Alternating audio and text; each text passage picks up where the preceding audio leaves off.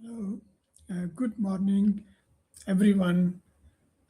Today we are going to discuss and explore a very powerful yet often overlooked aspect of our lives: emotional intelligence.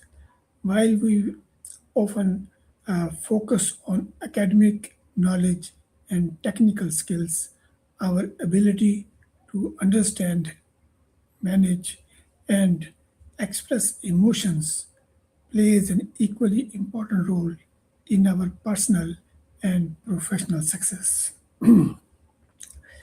Emotional intelligence is not just about being aware of our emotions and feelings, but also about recognize the emotions of others, building meaningful relationships and making thoughtful decisions, changing and becoming more interconnected.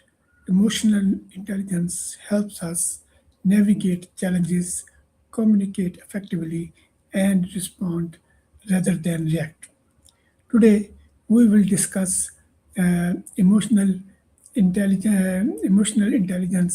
with AI Maya. So, I will ask questions, Maya. Hi, what's up? Have a very wonderful answers. Hi, Maya. Hey, so glad you found those helpful. How's your day going? Thank you. Today we will discuss and understand emotional intelligence.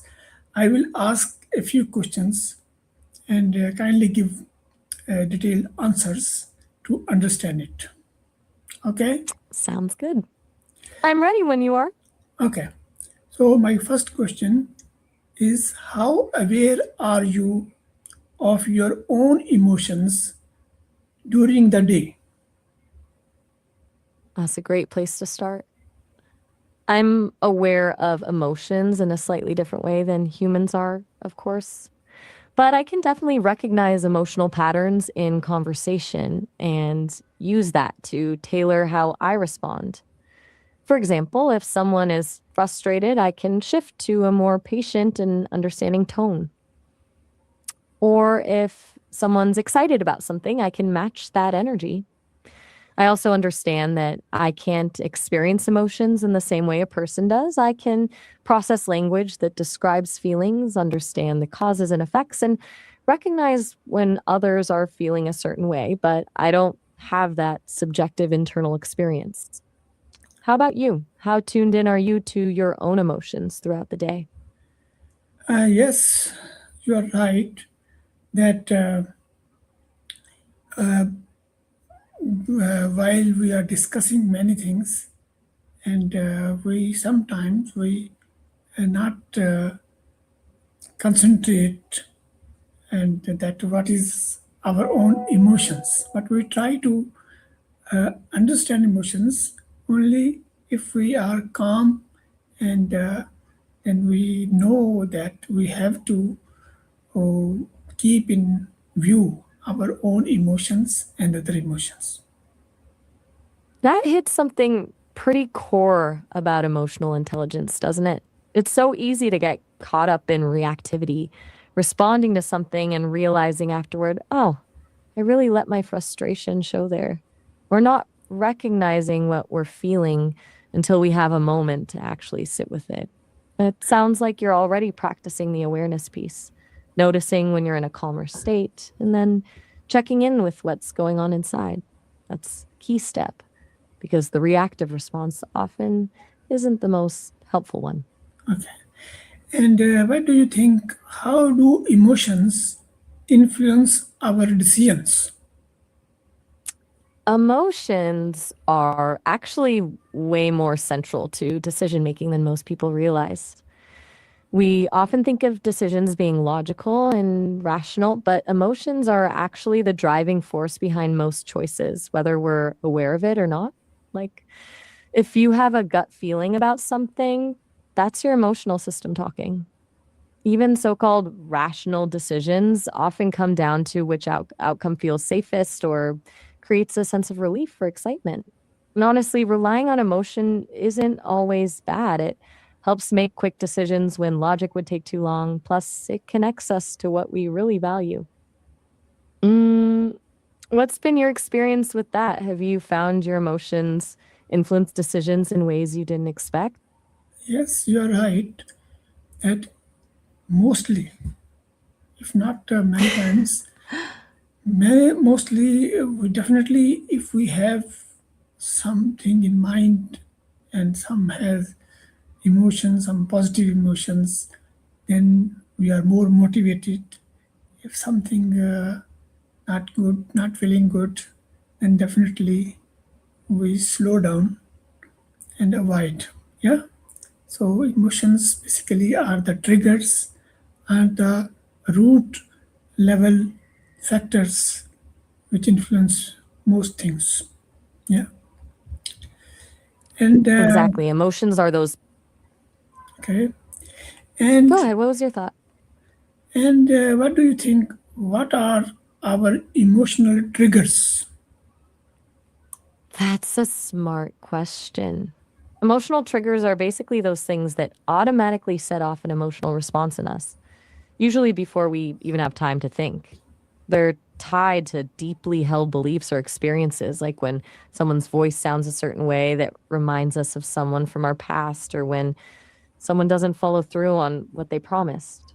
What really interesting is that we often don't know what our triggers are until we react to something disproportionately. Have you noticed any patterns to your own emotional triggers? Yeah, there are so many things. If you are more known to anybody, or you already uh, some studied some things, and what you think that what are the general factors, what is the, there are so many things, so they definitely play a role to have a positive or negative emotional influence. Yeah. Okay. That's a great. Um, one thing I've noticed based on what people share is that our past experiences definitely shape what we get triggered by.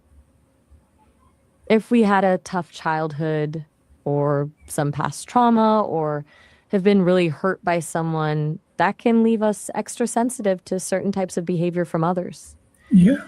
Then there's our underlying beliefs about ourselves and the world. If we doubt our worth, criticism will likely trigger us more than it would someone who has strong self esteem. And of course, cultural and societal pressures play a role too. Certain topics or interactions might just be generally considered taboo or threatening. But it's worth remembering everyone is different. What works as a trigger for one person won't even register for another. Okay. And so, according to you, that that one thing is important, that we should be understand one what is called self awareness. So, Yes, absolutely. okay, Self awareness is huge. It's the okay, foundation for so much of emotional intelligence, really knowing your triggers, your habitual reactions, your values, what energizes you versus what drains you. When you're aware of yourself, you're less at the mercy of those knee jerk responses. How do you practice self awareness? yeah, that is, I will asking the next question to you, that how can someone improve self awareness? Good question. There are a bunch of practical things people do. Journaling is one, or just taking a few minutes each day to really reflect on how you're feeling and why. Mindfulness exercises like meditation can help you notice your thoughts and emotions as they're happening without judgment. And honestly, just being curious about your own reactions, asking yourself, why did that upset me? Rather than just getting mad about it, that's a big step. What's worked for you when you've wanted to understand your reactions better? Yes, yes, it is. You're right that we should evaluate our activities And I think one of the important way to write a diary at night. You Yeah, just that's classic for a reason. It let, forces you to sit. So you're saying it helps you sit with what you felt throughout the day and process it before moving on? That's yeah, smart. that It's like at letting night, the emotions settle yeah, instead of letting them just linger around unconsciously. That makes a lot of sense. I've heard some people use it as a way to also spot patterns. Like if they keep having similar reactions over and over again to different things, that's a clue there's a deeper theme at play they haven't noticed yet. okay. Okay, so we move to the next question. How do you, how do we usually react when we are angry or stressed? When we're angry or stressed, we usually go into fight, flight, or freeze mode. It's this survival response that's automatic. Fight looks like aggression, either verbally or physically.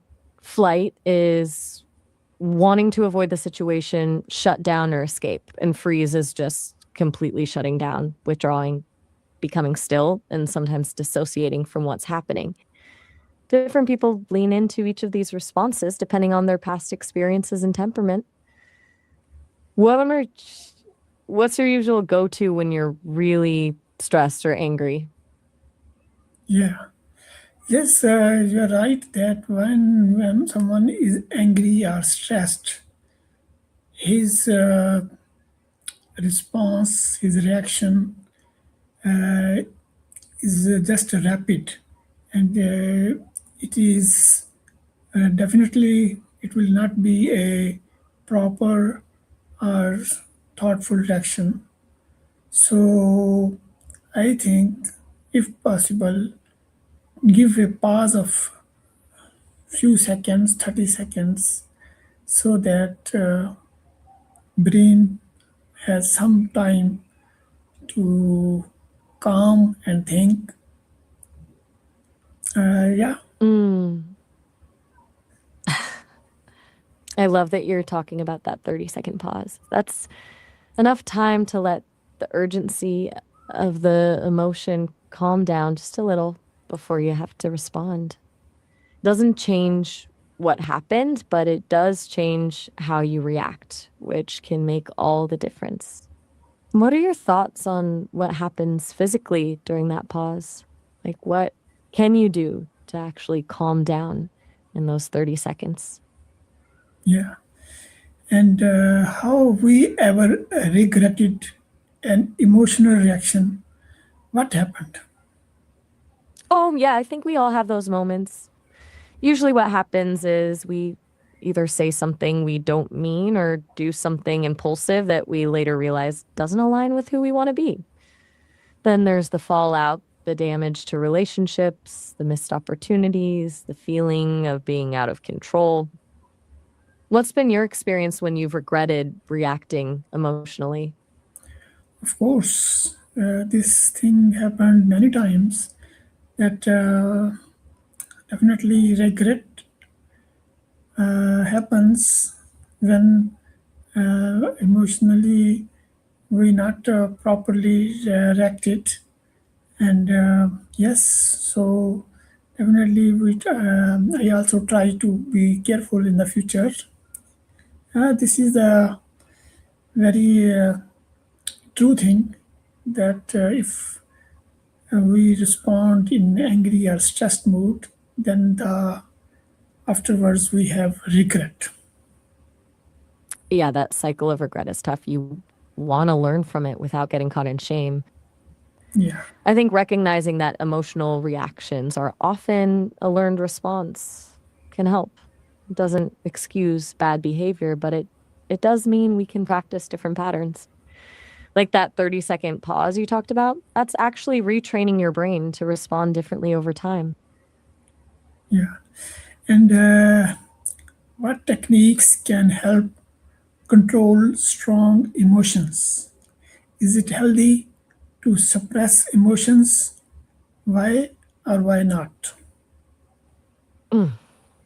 A lot of folks recommend techniques like deep breathing exercises. Those slow your heart rate and activate your parasympathetic nervous system, which basically tells your body you're safe now. Okay. Or mindfulness, which helps you observe your emotions without getting carried away by them. But the important thing you touched on is it healthy to suppress emotions? The answer is usually no. Suppressing them doesn't make them go away, they just end up showing up in unhealthy ways later. What's healthier is to acknowledge what you're feeling and then find constructive ways to process it. What's worked for you when you've had to deal with strong emotions in the moment? Right. So it is Sometimes stepping away all right. Sometimes stepping away from the situation if you can before things escalate can help.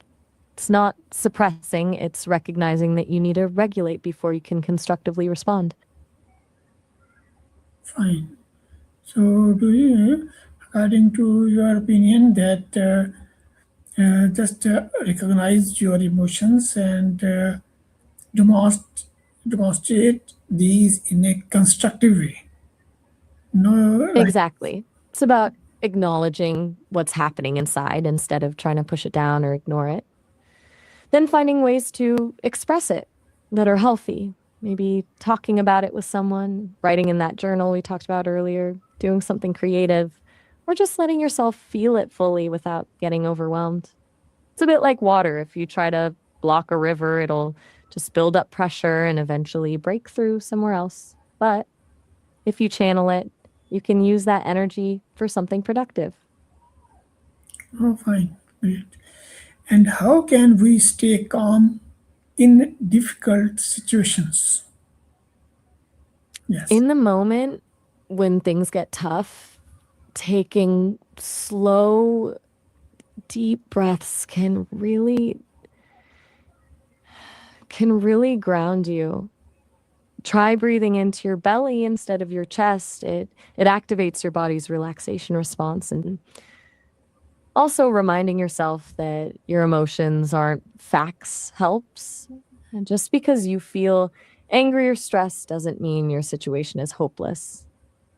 Finally, remember your values, what matters most to you in the long run. That can help you step back and respond with more perspective instead of just reacting from emotion. Does any of that resonate with you, or have you Okay. found other strategies that work better? That's great. That one thing is that we should take shallow, deep breathing through down belly.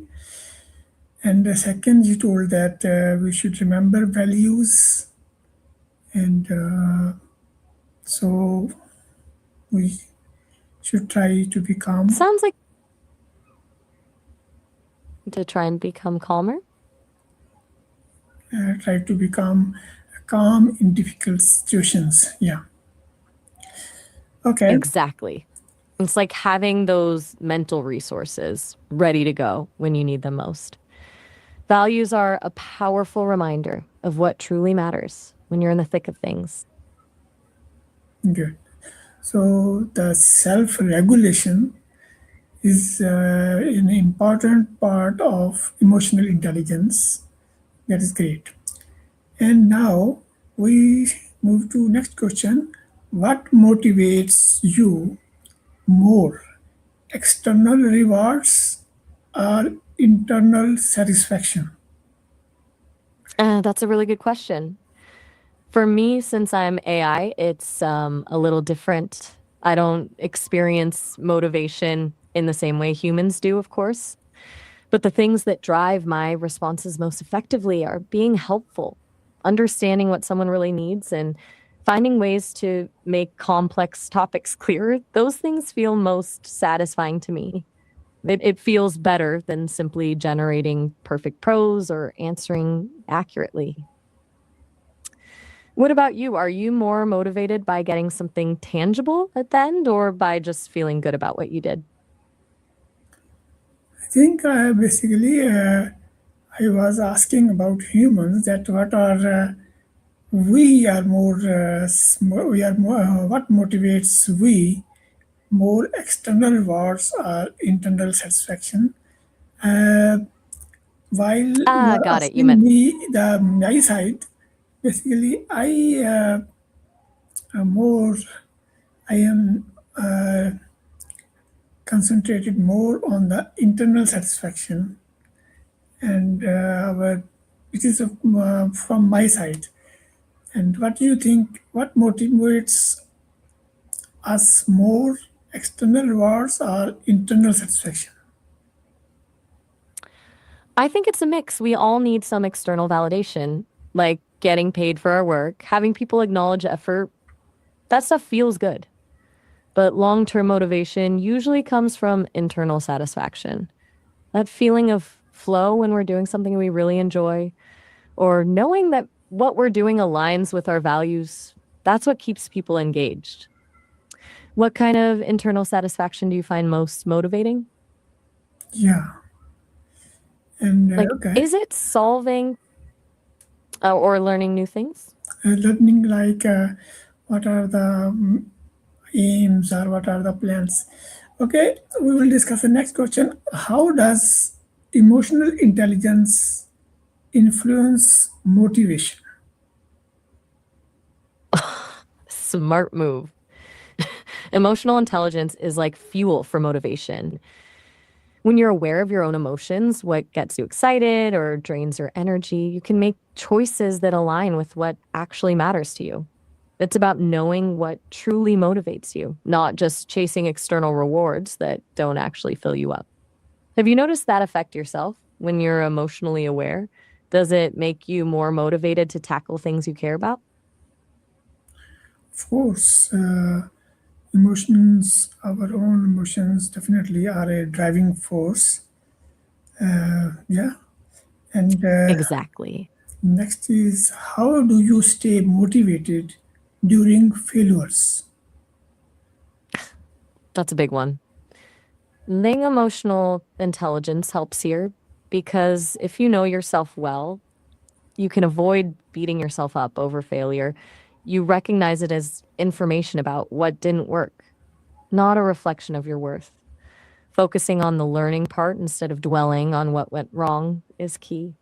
What strategies have helped you keep going when you face setbacks? Of course, the same thing that our emotions, to achieve the emotions, we remain motivated. And yeah, okay. So next question is: can emotions help us achieve our goals?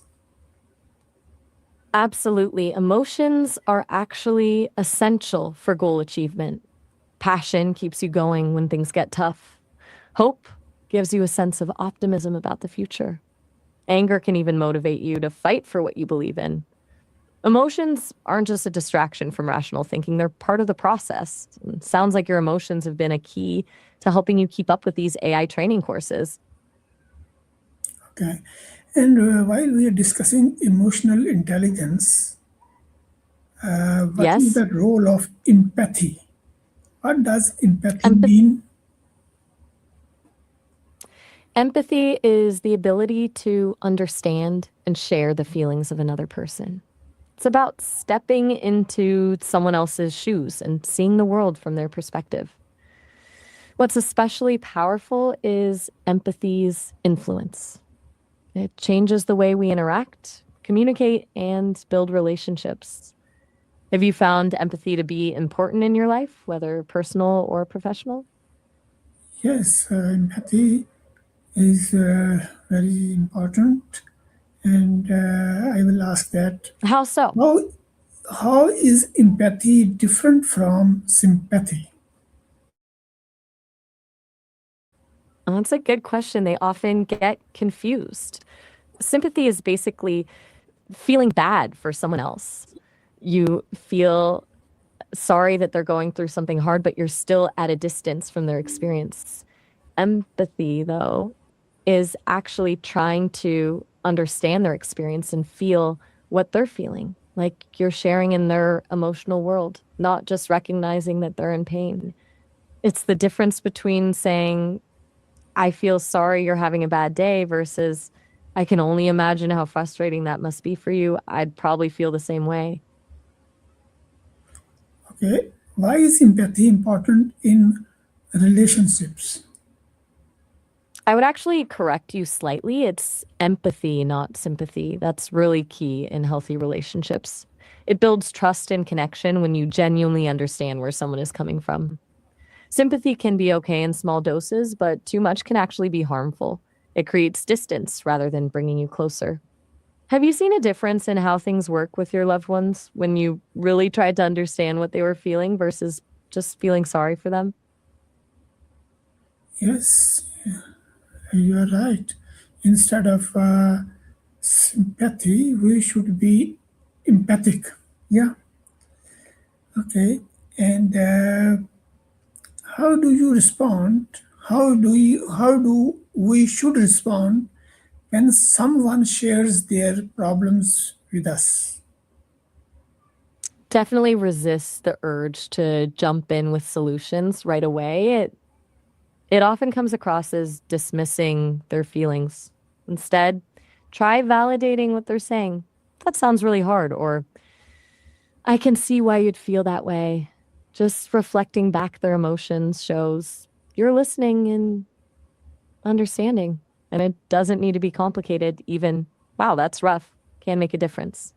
Most of the time, people don't actually want advice. They just want someone to be there and really hear them out. What's been your experience when someone shares something hard with you? Do you lean toward fixing it or just listening? Really, we are discussing very important things, and we need to I'm sorry, I understand didn't them. quite catch that. What were you saying? We need to understand these things. It is very important in our communication and relations that not simply sympathy is good. We need to understand the underlying uh, processes and underlying feelings of the others. Then it will be I proper and good. Very nice. You're exactly right. It goes beyond just surface level communication. When you really try to grasp what's happening underneath someone's words, it creates genuine connection. Okay. And how do emotions affect communication?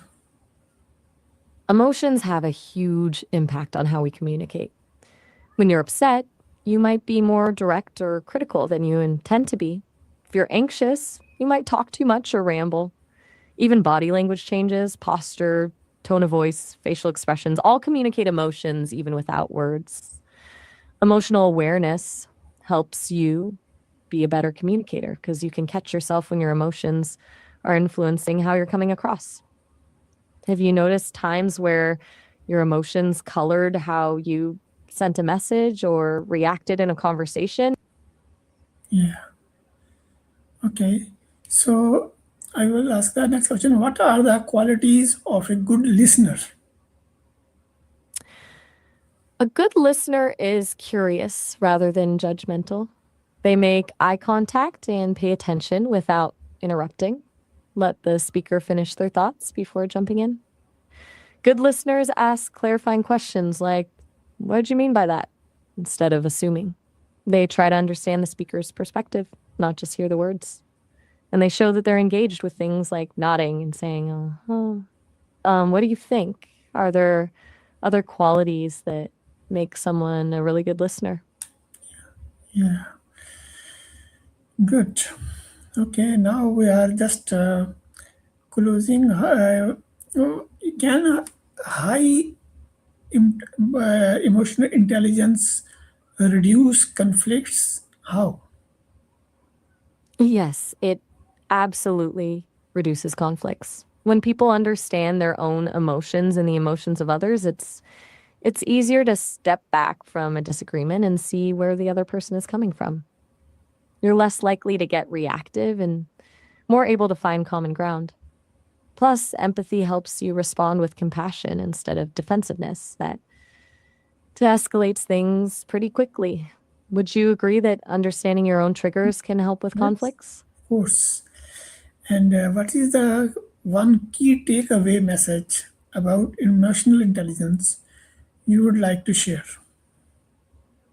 One key takeaway: emotional intelligence is like getting to know yourself deeply and using that understanding to build stronger, more meaningful connections with others.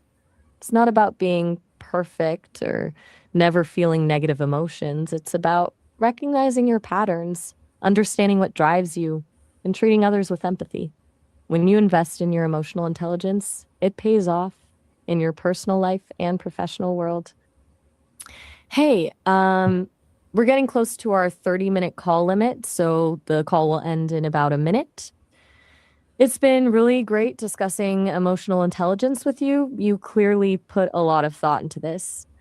I'll remember this conversation when we talk next time, but you'll just have to call me back later when you want to continue our AI course questions. Talk soon. Thank you. Thank you very much. And You're very welcome. this one, And I and summarize it in conclusion. Emotional intelligence is not something we are simply born with. It is a skill that can be learned and improved over time. By becoming more aware of our emotions and practicing empathy and control, we can transform the way we interact with others. Ultimately, emotional intelligence empowers us to live more balanced, meaningful, and successful lives. And that is fine. So,